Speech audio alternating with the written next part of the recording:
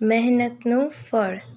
એકવાર ભગવાન શંકર પૃથ્વીવાસીઓથી ખૂબ જ ગુસ્સે થઈ ગયા અને માતા પાર્વતીને સાક્ષી માનીને સંકલ્પ કર્યો કે જ્યાં સુધી પૃથ્વીવાસીઓ સુધરશે નહીં ત્યાં સુધી હું ડમરું વગાડીશ નહીં.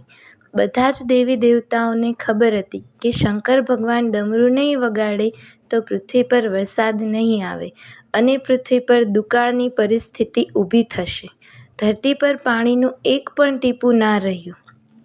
એવામાં એક દિવસ જ્યારે ભગવાન શંકર અને માતા પાર્વતી આકાશમાં વિચરણ માટે જતા હતા ત્યારે તેમણે જોયું કે એક ખેડૂત ભર બપોરે ખેતર ખેડી રહ્યો હતો.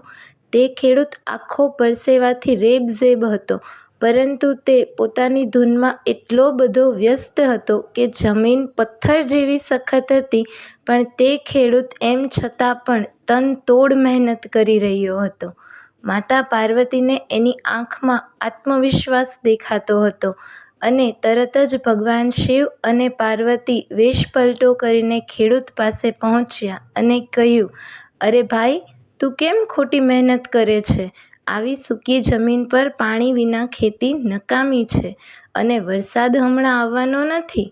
ત્યારે ખેડૂતે હળ ચલાવતા જવાબ આપ્યો કે હા, તમારી વાત બિલકુલ સાચી છે, પરંતુ હું મહેનત કરવાનું ભૂલીને આળસુ ના થઈ જાઉં એટલા માટે હું રોજ પૂરી લગનથી હળ ચલાવું છું.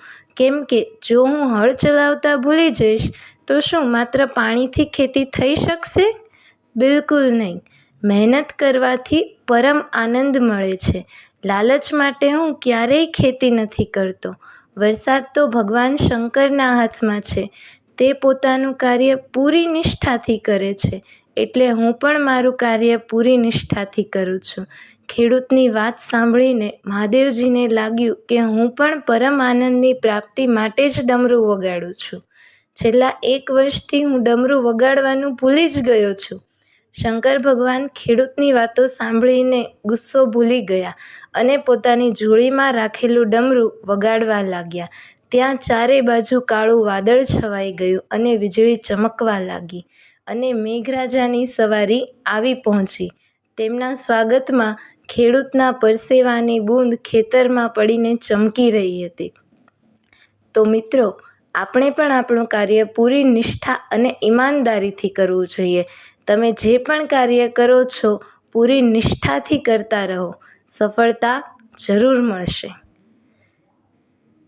તમને અમારી આ વાર્તા સારી લાગી હોય તો અમારી ચેનલને લાઈક કરો, અમારા વિડીયોને શેર કરો અને અમારી ચેનલને સબસ્ક્રાઈબ કરો. અને હા, કમેન્ટ કરવાનું ભૂલતા નહીં.